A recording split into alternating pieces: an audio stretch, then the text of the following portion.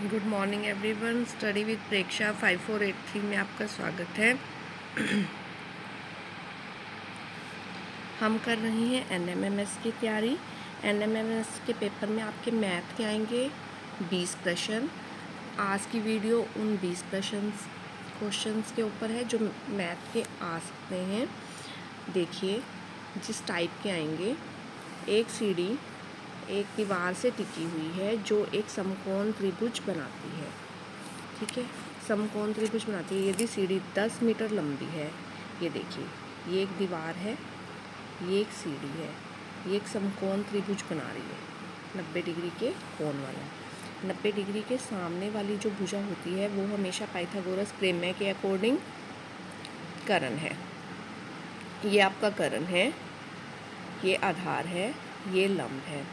ठीक है, एक दीवार से टिकी हुई है जो एक समकोण त्रिभुज बनाती है। यदि सीढ़ी 10 मीटर लंबी है, सीढ़ी हो गई आपकी 10 मीटर लंबी, और आधार से दीवार की दूरी हो गई 8 मीटर, तो सीढ़ी दीवार से कितनी ऊंचाई तक पहुंचेगी, मतलब आपको दीवार की ऊंचाई ज्ञात करनी है, लंब ज्ञात करना है। कर्ण का स्क्वायर माइनस आधार का स्क्वायर, कर्ण का स्क्वायर 10 का स्क्वायर माइनस 8 का स्क्वायर, 10 का वर्ग माइनस 8 का वर्ग, 10 10 100 8 64 36 किसका है? 6 का। तो 6 मीटर ऊंचाई तक यह पहुंचेगी। शहर के मैदान में, शहर के एक पार्क में बच्चों के लिए गोलाकार खेल का मैदान और उसके बाहर एक जॉगिंग ट्रैक है। ठीक है, कि एक मैदान है और उसके बाहर एक जॉगिंग ट्रैक है, ऐसे जॉगिंग ट्रैक है। खेल के मैदान की त्रिज्या 20 मीटर है। ये जो खेल का मैदान है ये 20 मीटर का है और ये इसकी 10 मीटर है। टोटल हो गई 30 मीटर। ठीक है, जॉगिंग ट्रैक है, इसका 10 मीटर चौड़ा है। जॉगिंग ट्रैक का क्षेत्रफल कितना है? अब हमें इसका क्षेत्रफल ज्ञात करना है। क्षेत्रफल का फॉर्मूला क्या है? पाई आर स्क्वायर है।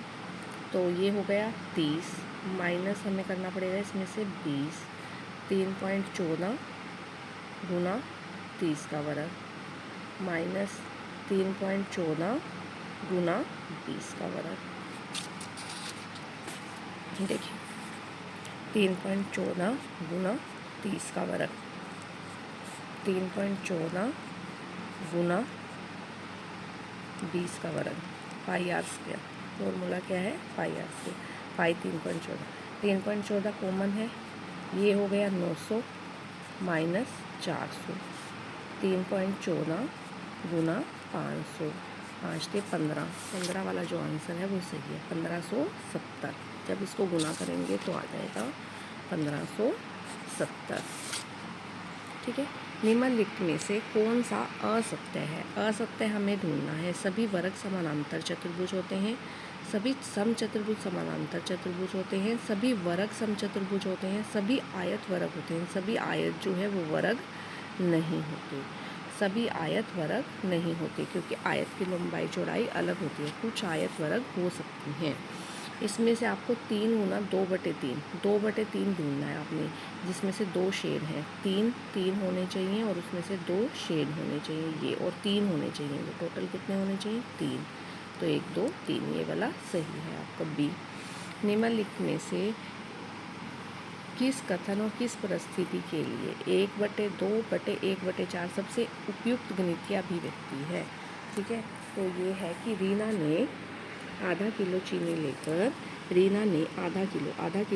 लेकर उसे एक पाव के 2 बराबर हिस्सों में बांट दिया।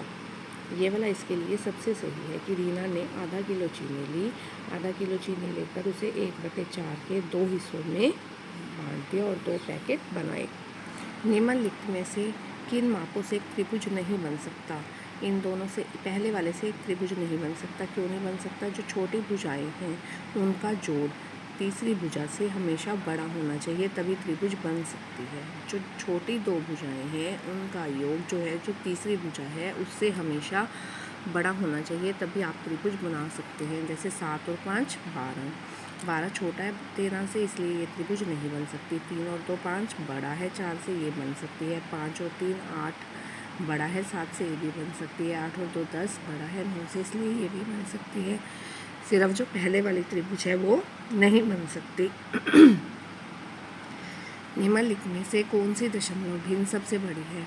अब आपने इसमें अक्षर नहीं देखने कि किस में ज़्यादा है, हमने पहले वाला अक्षर देखना है, दशमलव से पहले वाला 6, 7, 7, 7 इन तीनों में से।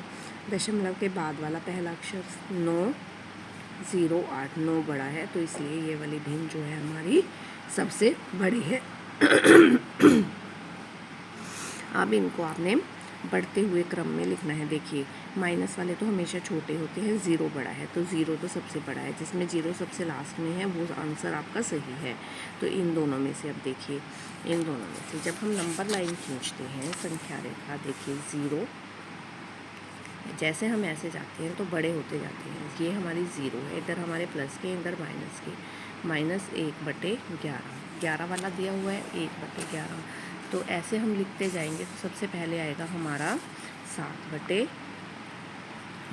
2/11, 3/11, फिर आएगा हमारा 7 के बाद 13/11, फिर आएगा हमारा लास्ट में माइनस के 15/11। तो इसमें कंफ्यूज नहीं होना है। अगर आपको नहीं लिखना आ रहा तो आप पहले नंबर लाइन बनाकर लिख लीजिए ऐसे। तो इसमें जो हमारा बी ऑप्शन है वो सही है कि -15/11 जो है वो सबसे छोटा है। एक शिक्षक ने गणित की कक्षा में 10 छात्रों को परीक्षण अंक दर्ज किए कि इतने इतने नंबर आए 10 बच्चों के। प्रश्न का उत्तर देने के लिए निम्नलिखित डाटा का उपयोग करें कि ये नंबर आए हैं। माध्य ज्ञात करना है। माध्य क्या है, इन सबको जोड़ के आपको जो है 10 से भाग कर देना है। माध्य आंकड़ों का योग बटे आंकड़ों की संख्या, इन सबको जोड़ के हमें 10 से भाग कर देना है। इन सब का जोड़ आया 790, उसे हमने 10 से भाग किया तो आ गया 79। तो 79 जो है हमारा सही आंसर है। किसी भी संख्या का वर्ग करने पर इकाई के स्थान पर निम्न में से कौन सा अंक नहीं आ सकता। देखिए कौन सा नहीं आ सकता जब हम वर्ग करते हैं। 1 एकम 1, 2 दूनी 4, 3 तिया 9, 4 चौके 16, पंजू पंजा 25, छिकम छिकम 36, सत्तू सत्ती 49, अट्ठू अट्ठी 64, न्याम न्याम 81, 10 10 100। अब देखिए 0 भी आ सकती है, 1 भी आ सकता है। एक तो 2 है जो नहीं आया इकाई के अंक में, 3 है वो भी नहीं आया, 4 आया है, 5 आया है, 6 आया है, 7 नहीं आया और 8 नहीं आया। तो 2, 3, 7 और 8 कभी भी वर्ग में इकाई के अंक पर नहीं आते। 2, 3, 7, 8 आपको याद रखना है। अब इसमें से देखना है कि कौन सा अंक है हमारे पास, 8 है, तो 8 नहीं आ सकता। कौन कौन से नहीं आ सकते, 2, 3, 7 और 8, तो 8 नहीं आ सकता।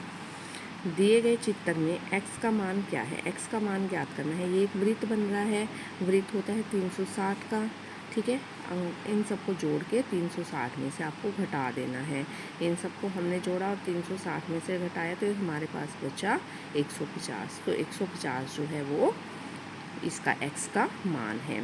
इसका मान आपको ज्ञात, इस प्रश्न में आपको इसका मान ज्ञात करना है। देखिए इसके आगे 10 की शक्ति 9 है, 9 अक्षर आपको पॉइंट्स आगे गिनने हैं। 1, 2, 3, 4 तो हैं ही, इसके पीछे 5 जीरो हैं। 4 तो ये थे, 1, 2, 3, 4, इसके पीछे 5 जीरो इसमें है, तो ये वाला हमारा सही आंसर है। 97 और 98 के वर्ग में कितनी प्राकृतिक संख्याएं आ सकती हैं। 97 का दुगुना, जो पहला अक्षर है उसका दुगुना, 97 का दुगुना है हमारा 194, तो 194 संख्याएं जो हैं आ सकती हैं इसके वर्ग के बीच में। अगला प्रश्न है, निम्न में से प्राकृतिक संख्या कौन सी है। एक जो है प्राकृतिक संख्या है, वह संख्या जिसका 1/4 7 से 3 अधिक है। x वह संख्या हमने मानी x, उसका 1/4 1/4x, 7 से 3 अधिक, 7 जमा 3 10। अब हमने 4 ऊपर ले गए, 10 को इससे गुना कर लिया, 40। वह संख्या कौन सी है हमारी, 40 है। एक स्मार्टफोन की कीमत 15% कम हो गई, अब इसकी कीमत 2550 है। इसका एक्चुअल मूल्य कितना था। 100 माना हमने, 100 से 15% कम हो गई, अब 85 है। तो पहले कितना था, 100, 1 है तो 100/85 और 2550 है तो 100/85 गुना 2550, ये आपका आया 3000। जब हमने काटा तो ये हमारा आ गया 3000 रुपये। अब आपको ये क्वेश्चन निकालना है। देखिए 4/5 गुना -2/7 1/14 -4/5 गुना 3/7। सबसे पहले बोर्ड मास लगाएंगे, गुना होगी। सबसे पहले हमने करी गुना, तो -8/35 -1/14 और -12/35। ठीक है, ये आ गया हमारा। अब हम इसे बना सकते हैं। 35 और 14 में कॉमन है 70, तो हम इसे बना सकते हैं 70। 16/70 5/70 24/70, ये आ गया हमारा 45/70 9/14 -9/14। अब निम्नलिखित में से कौन सा इसके मान के बराबर है? 5 की शक्ति 0, 2 की शक्ति 0, 5 जमा 2 1 जमा 1। किसी भी चीज़ की शक्ति 0 हो, उसकी जगह हमें रखना है 1। तो 1 जमा 1 गुना 1/1, 1 और 1 2 गुना 1/1, 2 एकम 2, तो इसका मान हमारे आया 2। अभी नूर अपने पास पैसे जमा करना चाहती है। अब से वह हर हफ्ते 30 रुपये बचाने का फैसला करती है। यदि उसने W सप्ताह संख्या को दर्शाता है और S इसकी कुल बचत है। S बराबर 30 गुना W, S बराबर 30 गुना W, तो ये बीजगणितीय व्यंजक उसको दर्शाएगा। किसी विशेष क्षेत्र में मौसम के आंकड़ों से पता चलता है कि पिछले 90 दिनों में से 30 दिनों में वर्षा हुई है। कल बारिश होने की प्रायिकता कितनी है? कितने दिन हुई है? 30, और टोटल दिन कितने थे? 90। 30/90 1/3, 1/3। मैथ के आपके पास 20 क्वेश्चन आएंगे, जो मैंने आपको करवा दिए हैं एक पेपर के।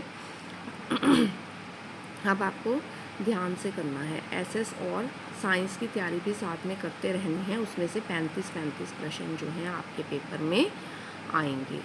ठीक है, SS और साइंस जो भी आपके पास बुक है उसको ध्यान से पढ़ते रहिए। उसमें से आप एक नंबर वाले क्वेश्चन सेलेक्ट कर लीजिए, उन्हें याद रखिए।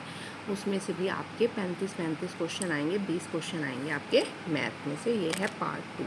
पार्ट 1 के काफ़ी वीडियोस अवेलेबल हैं, वो आप चैनल से देख सकते हैं। Thanks for watching. Please like share and subscribe.